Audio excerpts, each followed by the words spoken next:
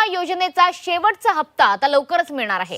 कंपन्यांकडून सरकारला 2300 कोटींचा परतावा मिळणार आहे। येत्या 2 ते 3 दिवसात कंपन्यांकडे हा हप्ता जमा होणार आहे।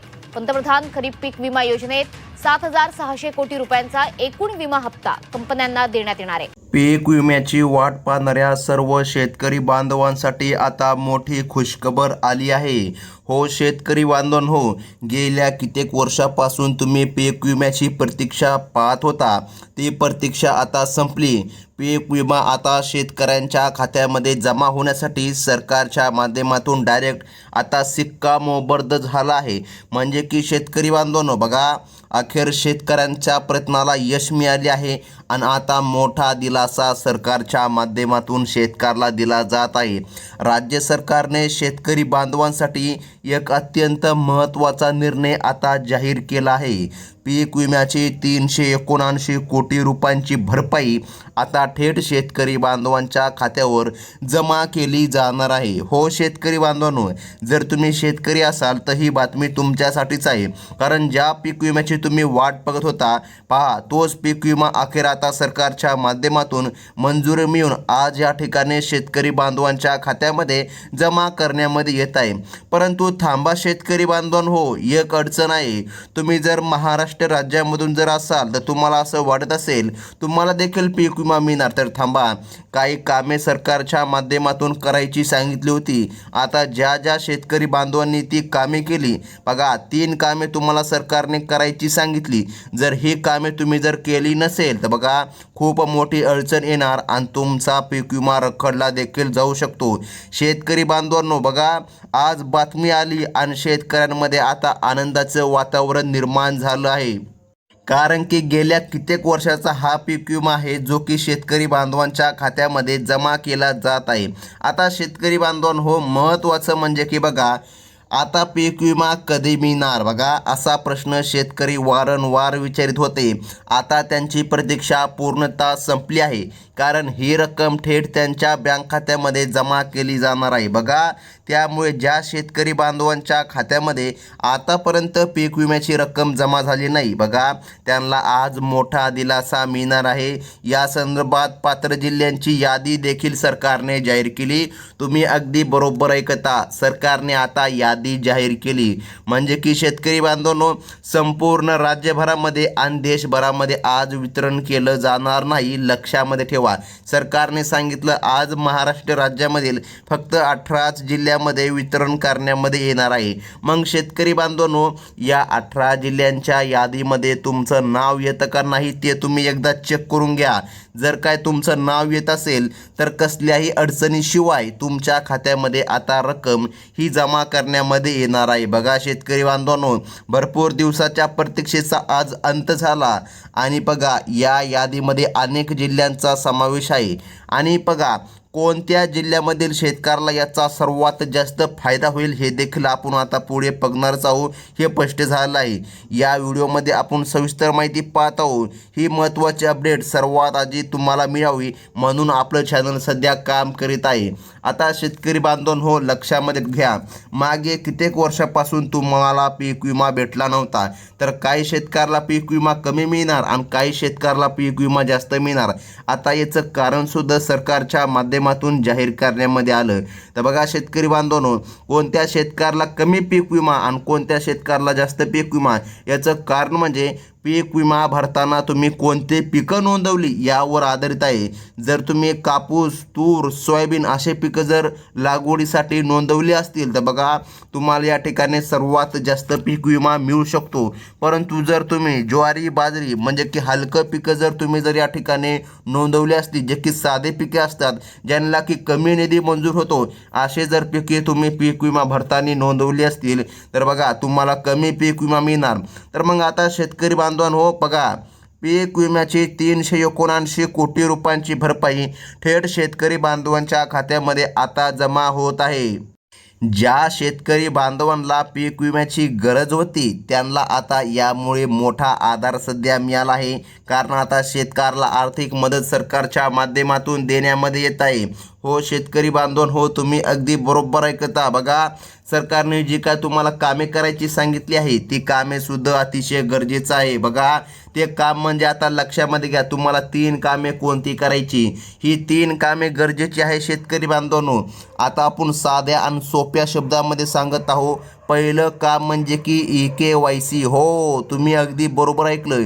EKYC तुम्हाला करावीच लागणार, तरच तुमच्या खात्यामध्ये निधी हा जमा होणार आहे. बघा, त्यानंतर दुसरं काम शेतकरी बांधवांनो, तुमचा मोबाईल नंबर तुमच्या बँक खात्याशी लिंक असावा. बघा, म्हणजे की कसलीच अडचण येणार नाही. आणि तिसरं काम हो शेतकरी बांधवांनो, हे अतिशय महत्त्वाचं काम आहे. ते म्हणजे की बघा, फार्मर ID कार्ड. हो, फार्मर ID कार्ड तुमच्याकडं असणं गरजेचं आहे.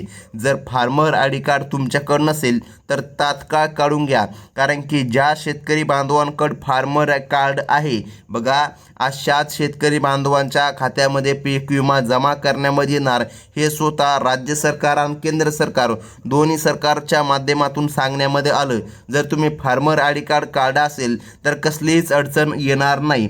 मग आता शेतकरी बांधवांनो, सर्वात महत्त्वाची आहे जिल्ह्यांची यादी. बघा, जिल्ह्यांची यादी तर पाहून घेऊया, परंतु सर्वात महत्त्वाचं म्हणजे की बघून घ्या, राज्य सरकारने खरीप हंगाम 2024च्या पीक विम्यासाठी तब्बल बघा 1028,97,00,00,000 रुपयांना मंजुरी दिली आहे. आतापर्यंत मंजूर झालेल्या 3,907,43,00,00,000 रुपयांपैकी 3,561,08,00,000 रुपये जमा झाले होते. मात्र 346,36,00,000 रुपये वाटप होणे बाकी होते. आता शेतकरी बांधवांनो, बघा, एवढा मोठा निधी सरकारच्या माध्यमातून वितरित झाला, परंतु आतापर्यंत शेतकऱ्यांच्या खात्यामध्ये जमा झाला का? तर नाही शेतकरी बांधवांनो, तुम्हाला पीक विमा भेटलेला नाही. सरकारने सांगितल्यानुसार आजपासून पीक विम्याचं वितरण सुरू झालं आणि रात्रीच्या 12 वाजेपर्यंत कधी पीक विमा शेतकऱ्यांच्या खात्यामध्ये येणार हे स्वतः सरकारच्या माध्यमातून सांगण्यामध्ये आलं. बघा, पीक विमा भेटत नाही, पीक विमा भेटत नाही ही बाब जेव्हा कृषी मंत्री साहेबांच्या निदर्शनास आली, बघा, त्यांनी तात्काळ वित्त विभागाकडे प्रस्ताव पाठविला.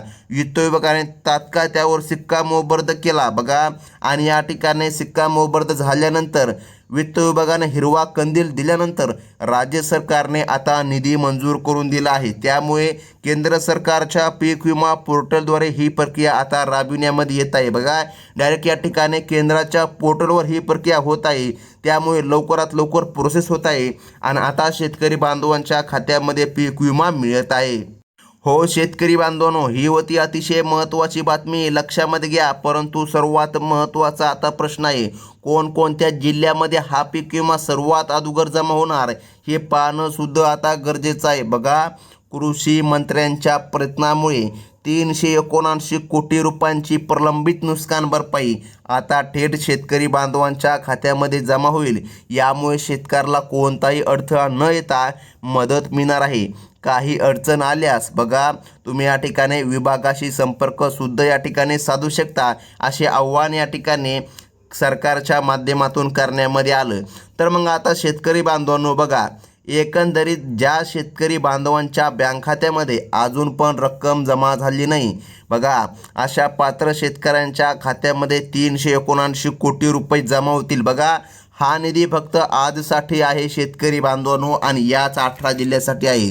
2024च्या पीक विम्यासाठी सरकारने शेतकऱ्यांसाठी 3,907 कोटींचा निधी आता वितरित केला. बघा, हा निधी कमी नाही शेतकरी बांधवांनो, म्हणजे की वर्ष बदललं की पीक विमा बदलतो आणि या ठिकाणी यानुसारच कमी जास्त रक्कम शेतकरी बांधवांना आता डायरेक्टली सरकारच्या माध्यमातून मिळत आहे. आता शेतकरी बांधवांनो, महत्त्वाचं म्हणजे की बघून घ्या, ती म्हणजे की जिल्ह्यांची यादी. बघा, जिल्ह्यांच्या यादीमध्ये जर काय तुमचं नाव येत असेल तरच तुम्हाला पीक विमा मिळणार आहे. कारण की सरकारच्या माध्यमातून आता डायरेक्ट 18 जिल्ह्यांची यादी आता जाहीर करण्यामध्ये आली. चला तर मग शेतकरी बांधवांनो, यादी पाहून घेऊया आणि जाणून घेऊया कोणकोणते शेतकरी बांधव पात्र आहेत. त्यानंतर कोणकोणत्या जिल्ह्यामध्ये आता पीक विम्याचं वितरण केलं जाणार आहे. तर मग बघा शेतकरी बांधवांनो, 18 जिल्ह्याची यादी सरकारने जाहीर केली आहे. शेतकऱ्यांची प्रतीक्षा आता पूर्णतः संपलेली आहे. बघा, आता या ठिकाणी सर्वात पहिला जिल्हा सरकारने सांगितला तो म्हणजे की छत्रपती संभाजीनगर. हो शेतकरी बांधवांनो, जर छत्रपती संभाजीनगर जिल्ह्यामधून जर कोणी शेतकरी असेल तर शेतकरी बांधवांना दिलासादायक बातमी म्हणावी लागेल. बघा, त्यानंतर पुढील क्रमांकाचा जिल्हा सरकारने सांगितला तो आहे परभणी जिल्हा. परभणी झाल्याच्या नंतर लातूर जिल्हा. आता बघा, लातूर झाल्याच्या नंतर हिंगोली जिल्हा आणि त्यानंतर आहे नांदेड. हो, नांदेड झाल्याच्या नंतर बीड जिल्हा आणि बीड झाल्याच्या नंतर धाराशिव. बघा, धाराशिव जिल्ह्यामधून जर तुम्ही असाल तर तुमच्यासाठी महत्त्वाची बातमी म्हणावी लागेल, कारण या भागामधील शेतकरी बांधवांच्या खात्यामध्ये सुद्धा निधी जमा करण्यामध्ये येणार आहे. आता बघा शेतकरी बांधवांनो, जालना जिल्ह्याचा सुद्धा समावेश सरकारने केला. त्यानंतर पुणे जिल्हा, त्यानंतर सातारा. बघा, सांगली, सोलापूर, कोल्हापूर, नाशिक, धुळे, नंदुरबार, जळगाव, अहमदनगर. हो शेतकरी बांधवांनो, बघा हे महत्त्वाचे जिल्हे आहे. या जिल्ह्यामध्ये सरकारच्या माध्यमातून पीक विमा रक्कम आता जमा करण्यामध्ये येत आहे. त्यामुळे शेतकऱ्याला आता कसलीच अडचण या ठिकाणी येणार नाही. स्वतः राज्य आणि केंद्र सरकारच्या माध्यमातून निर्णय घेण्यामध्ये आला आहे. तर मग शेतकरी बांधवांनो, आता सर्वात महत्त्वाचं म्हणजे बघा, हे पैसे कोणकोणत्या शेतकरी बांधवांना मिळणार तर चिंता करू नका शेतकरी बांधवांनो. बघा, जर या ठिकाणी तुम्हाला इथून मागे कधी जर पीक विमा भेटला नसेल तर बघा तुम्हालाच हा पीक विमा मिळणार आहे. सरकारने सांगितलं, ज्या शेतकऱ्याला इथून मागे पीक विमा भेटला नाही त्यांना हा पीक विमा देण्यामध्ये येत आहे. सरकारच्या माध्यमातून निर्णय घेण्यामध्ये आला. आणि शेतकरी बांधवांनो, ही होती सर्वात महत्त्वाची बातमी. आणि अशाच प्रकारच्या नवनवीन अपडेट तुम्हाला पुढे देखील बघायच्या असतील तर आत्ताच आपल्या चॅनलला सबस्क्राईब करून ठेवा. ही होती अतिशय महत्त्वाची आणि दिलासादायक बातमी. धन्यवाद.